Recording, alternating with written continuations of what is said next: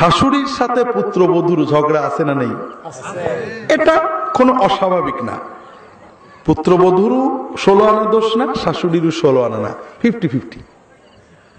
কিন্তু কোন পুত্রবধূ যদি তার মনের ব্যথা স্বামীকে বলে স্বামীকে তার পিতা মাতার হক নষ্ট করতে উদ্বুদ্ধ করে, স্ত্রীর কারণে স্বামী পিতা মাতার সাথে খারাপ ব্যবহার করে অথবা ভাই বোনের হক নষ্ট করে, তাহলে ওই স্বামীর আয়ু কমবে, রিজিক কমবে, কোন কৌশলে ঠেকাতে পারবে না।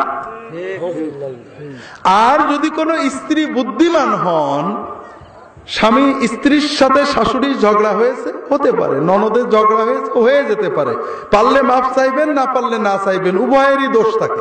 তবে স্বামীকে এই কষ্টের কথা কখনো বলবেন না, বরং আপনার স্বার্থে স্বামীর আয়ু বাড়ানোর জন্য, স্বামীর রিজিক বাড়ানোর জন্য আপনি অবশ্যই স্বামীকে বলবেন যে তোমার আব্বা আম্মার সাথে ভালো আচরণ করো, তাদের হক দাও, ভাই বোনের হকটা অন্তত দাও, ক্ষতি করো না।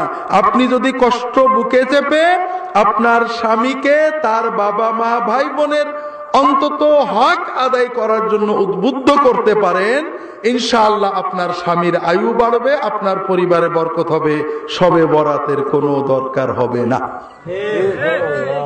তবে এটাতে আমাদের লস আছে, কথা বোঝেন, আমাদের লস আছে না? প্রথম লস আমাদের দাওয়াত কমে যাবে।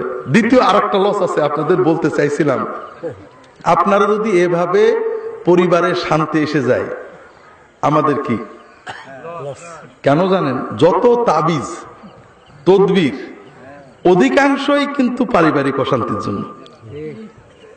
এতে আমাদের টাকাও মানুষ বেশি দেয়।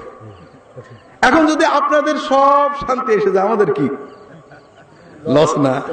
তারপরেও দেখেন আপনারা কি করেন, আমাদের দিক যদি তাকান তাহলে আর এগুলো করেন না।